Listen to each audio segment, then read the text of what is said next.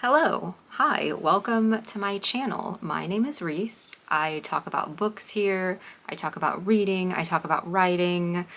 Today I'm talking about what I read in the month of May. It was a month of some highs and some lows in terms of my reading, but we're now in June, as I'm recording this. We are approaching my favorite reading season, summer. Favorite months, June, July, August. I think I read the most those months. I don't know why I'm mentioning that in this May video. I don't want to get too ahead of myself, so let's talk about May first. Starting with my story graph stats. I read 4 books this month, and then I DNF'd 1 book.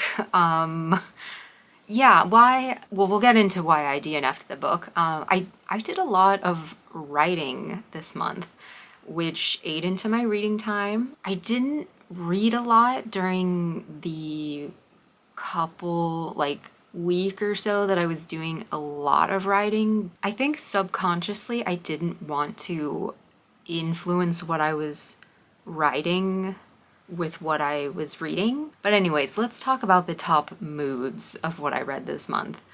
Reflective, emotional, sad. Those are also probably the Inside Out characters that are running around in my head. If you've seen that movie or the sequel. All fiction this month. That's kind of normal. I guess usually I read 1 or 2 nonfiction. Probably closer to 1. What else?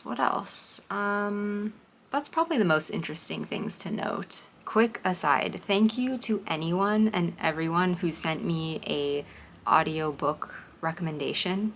I have a list. I've put them into my library download, holds. I'm on the hold list for a few of them, and I'm excited for them to come in. I did just by chance happen upon a great movie podcast that I'm now listening to. One thing about me, I love listening to podcasts about movies. That's my second love. If books are my first true love, podcasts about movies are number 2. And then movies are probably number 3. Anyways, that seems backwards, but thank you again. I'll keep you all posted about what audiobooks I'm listening to once those library holds start to roll in. So yeah, okay, back to the wrap up. First we have On the Calculation of Volume, Book 1 by Solvej Balle. This is a work of translated fiction. She is a Danish author, translated by Barbara Haviland. I think it was originally written in Dutch. This is about a woman named Tara, a rare book dealer living in France with her husband, who is stuck reliving the same day over and over again. And we, like her, get very acquainted with the minute details of this day over and over again. We go through it's about a year of the same day. We also see her make small moves to create variation in this day, and we learn slowly some of the rules of this situation that she's in, but they don't really provide any clarity to her or to us as the reader. It's still a very mysterious situation. And in fact, the book ends on a bit of a cliffhanger. It's 1 year almost exactly, I think, to when this first starts happening. And this is a book, I mentioned book 1. This is a 7-book series. I think only the first and second have been released in English, translated. I talked about how excited I was to read this book in my video about the International Booker Prize list. I'll link that. This was one of my picks of books I'd be interested in reading. This was a 4-star read for me. This is the type of book that I am drawn to for what it is saying more so than how it is saying it. And the writing isn't bad by any means. It's actually nice, beautiful, straightforward, direct, definitely repetitive at times, but I think, you know, given what this story is about, that works really well. It's thematically relevant and, you know, stylistically relevant. And it added a lot to my experience of reading it and like feeling like the main character slowly being stuck in this situation that keeps repeating and repeating. So I enjoyed that a lot. What drew me most to this story, what drew me in while I was reading it, was the philosophical questions it asked me to consider about life. And that, like many other books I've talked about on this channel, is something that I really love in a book.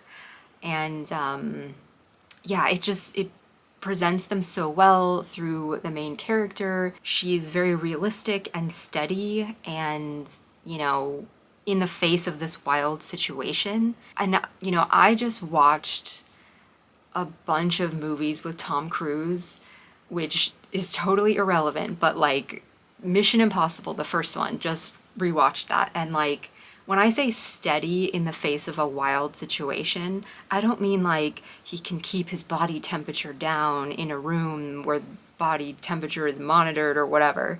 I mean like, she's just like realistic. Like, I found myself thinking, wow, if I was in that situation, this is how I would act. This is how most of my friends would act. This is how like people I know would act. Probably you would act. It's just realistic. Like there's a quiet kind of detachedness, and I don't want to say dejected to how she's facing this, but just like resigned to like, well, this is life. And I honestly, you know what I'm getting at here is like, this felt like lockdown, pandemic lockdown, you know, those days. And so when I say like steady in the face of a wild situation, like it just really resonated with me on that level. And yeah, so she's like kind of detached and just like she's in this situation, but somehow it still manages to feel uplifting. It's quiet, it's understated, it makes you think. Something about this feels like it could only have been written by a non-American, and I, an American, fully recognize how this sounds like unfair to American authors, but I just don't see a story like being so nuanced and quiet like this. I haven't read one that I can like think about something so like dystopian. This is Groundhog's Day, this is Palm Springs, movies. I've enjoyed both of those. Also, I think both written by men, so I guess there's that side of things. Is there an American author out there that's writing dystopian stuff like this? I guess current, I'll say. Let me know. I 100% recommend this book if you like other books that I've talked about liking on this channel that are similar. If you are a fan of I Who Have Never Known Men, you'll probably enjoy this book. If you are a fan of The Wall by Margaret Haushofer, you will probably enjoy this book. If you enjoyed the quiet, observational plotlessness of Orbital by Samantha Harvey, you will probably enjoy this book as well. I look forward to reading future volumes of this. I so badly want to know what's happening next in this series. Volume 2 is out. I think I know of a couple booktubers who have read it already. I am on a no book buying situation for right now because a girl's got a budget, I guess. So I'm holding off, and yeah, but one day we'll read it. Now let's talk about book 2 a little bit. I read Troubling Love by Elena Ferrante, translated by Anne Goldstein. This is the first of Ferrante's novels. I've recently, in the past 2 months, decided that I wanted to read all of Ferrante's books in the order in which they were published. Why? I guess studying her writing, studying her themes, her evolution as a writer. I first fell in love with her when I read the Neapolitan Quartet. That series is very meaningful to me. Her writing, her storytelling. I have Italian heritage, and many reasons. I will talk about it in the future. It's something I want to do to make myself a better reader and a better writer. I'm kind of like creating my own college level course on Elena Ferrante. The syllabus is all of her books. Also, it's just fun. I enjoy reading and, watching complete works of authors and directors. I'm also slowly watching all of Spielberg's films in order right now, which is interesting if I think about both of their parental musings, let's say, in their work. Anyways, I am not gonna share a review of this book here in this video because what I want to do is save my thoughts for a future video where I talk about all of her work together. But what I will say is what this book is about, briefly. It is set in Naples, in Italy, post-World War II. I don't think it actually says what year, but I get the sense that it's like, modern day. Whenever this was written, 1999. So yeah, like modern-ish day. Not super important, but I guess in the context of Italy, know that it is post-60s, 70s, 80s, that phase. What else? Yeah, a very intense look at mother-daughter relationships. It's about being a woman. It deals with violence and repressed memories. That sounds pretty bleak, but that's the type of stuff I read. So anyways, let's move on. Next, we read Hamnet by Maggie O'Farrell. This is a story set in the English countryside in the late 1500s, in the throes of the plague. This is the story of a family and marriage between a woman named Agnes and her husband, who is William Shakespeare. That's not a spoiler, the book is about that. It's a work of fiction inspired by William Shakespeare's son, who died young. Not a ton known about that situation, but it is based on like some historical information. You may have heard that Shakespeare's wife was named Anne, but according to an author's note, she was named in her father's will as Agnes. So the author is honoring her in that way by naming this character Agnes. Also, it notes that Hamlet and Hamnet are essentially the same name. So this gives us a fun window into, like, I guess speculatively what might have inspired Shakespeare's Hamlet in a way. I don't think you need to know the story of Hamlet super well. I've seen the play before, I know the general story, but I mean, I couldn't really remember it detail for detail in any capacity, and I don't think it impacted my reading experience.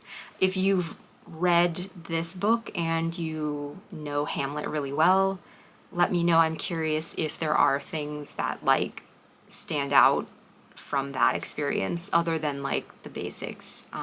At its core, story about grief, loss, love, fate, and I guess I would also say overcoming expectations. When it comes to rating, I gave this book 3 stars. I enjoyed reading it, and I thought some of the writing was really beautiful and descriptive, but I can't imagine myself picking this one up again, which is good for me because this was a library book.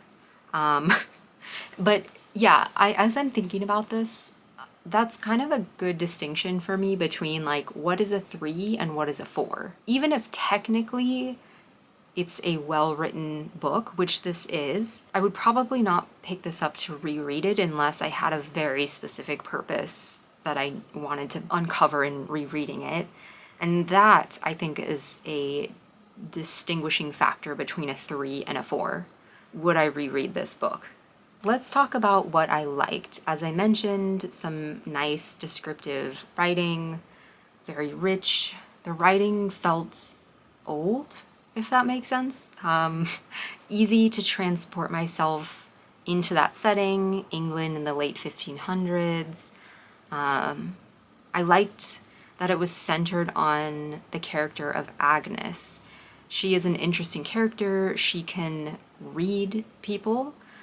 She has like a hawk as like sort of a pet. She grows medicinal plants. She's just like an overall kind of baddie woman, bad A woman. Can I swear on this? I don't even know. You know what I mean. And I like that she's given a life other than just being Shakespeare's wife, as history kind of knows her as now. In fact, the author makes a stylistic choice not to name Shakespeare at all. He's totally unnamed. He's referred to as the husband, the father, the Latin tutor. You know because of the marketing for this book, and you know through the detail of the story, but yeah, it's not like explicitly said, and I have mixed feelings about that. On one hand, it really makes the point that this is not about Shakespeare, this is about Agnes and her son and their family, like, but it felt, I think, a touch overdone and like verging on gimmicky after 300 pages. I found myself wondering, 300 pages in, like, how are they gonna get around in this next sentence that it's him? Like, what is he gonna be called? I almost would have preferred that it was more inspired by the situation and not like actually writing a speculative tale of what happened with these people, if this makes sense. Because the like slight gimmick of it all cheapened to me the fact that it was about Agnes. Like, it was kind of proving the point that, like, yeah, you have to not name him for her to be important. We could have a whole discussion around this, because it's a tricky line. It's a 300 plus page book. It got kind of old for me. More on the topic of things that I disliked, the book is split into 2 sections. The first, there are like chapters that alternate between what is present day in the story and then telling the story of when Agnes and her husband, Shakespeare, first met. And then over 200 pages in, we get like a part 2 situation, and then it just becomes, the present day. So 200 pages of the alternating chapters took me out of the story, and I dragged a little bit reading this, and I think that's partly why. All of that being said, the ending has kind of stuck with me. I won't spoil the final scene or anything, but it was an interesting energy that I am curious to see how that is translated to the screen. This is going to be, I think they already filmed it, but it's going to be released November, maybe? Yeah, a movie. And that's partly why I read this, because I wanted to read it before I saw the movie to just see how things get translated. I would say read this one if your Netflix recommended category is a strong female protagonist in a historical setting. That's what this is. And also, if you, like me, recently read Lapfona and you were like, what if Ina, I believe that's how you say her name, was a little less weird and also married to Shakespeare. Next, I read What I'd Rather Not Think About by Jente, Posthuma. I hope I'm saying that right. I'm actually a short way away from finishing this book, so we're just gonna count it because I'm recording this now, and yeah. Anyways, this is a book about a sister and a brother, twins, told from the perspective of the sister twin, and she reflects on their childhood, describes their adulthood. This book deals with grief, loss. Her brother takes his own life, and unfortunately, you know that going into the story, so there's a lot said about that, reflecting on things in this. It's a work of fiction, but it, to me, read so much like a memoir. It's also structured like a memoir. There's like short vignettes, like page, 2-page, 3-page vignettes. The writing is very sharp, smart, poignant. I was drawn to these characters. It feels very modern, millennial, not in a like, haha, millennial meme kind of way, but in a kind of way, like, if you are a millennial, the references will just land very much for you. I'm probably gonna give this a 3. Again, this is hard. The writing is very well done, which I'm like, can I create a 3.5?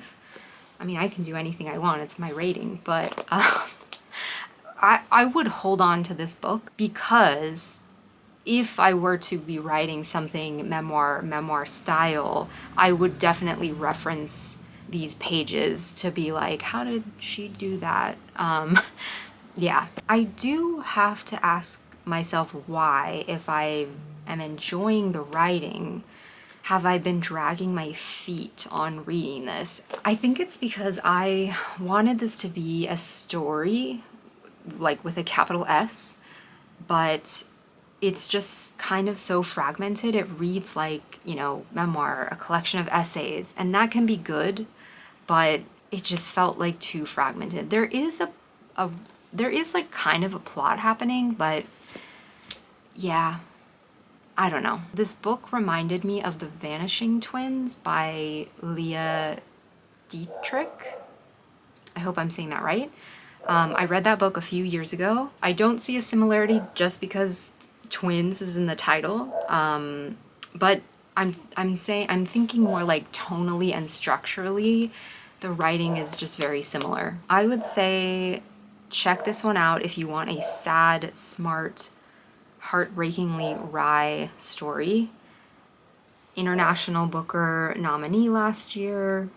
Yeah, we're reaching the last book. We're reaching the book that I DNF'd, which was The Book of Joan by Lidia Yuknavitch. I heard good things, and I've been hearing good things about her as a writer, but I did not like this.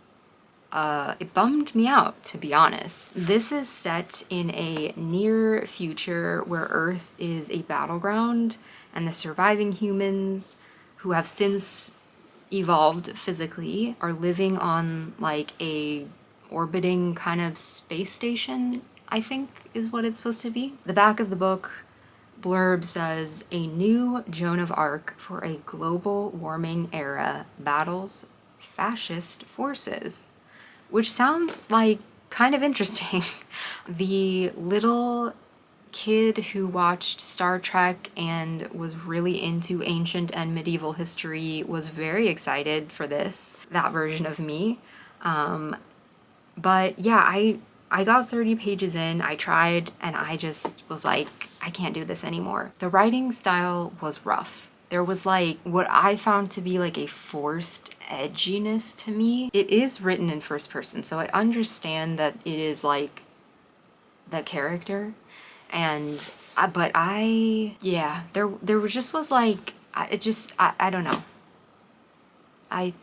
It wasn't working for me. I'm a quiet, speculative, dystopian kind of person versus a like very like, there was an energy in this that just, I don't know, wasn't for me.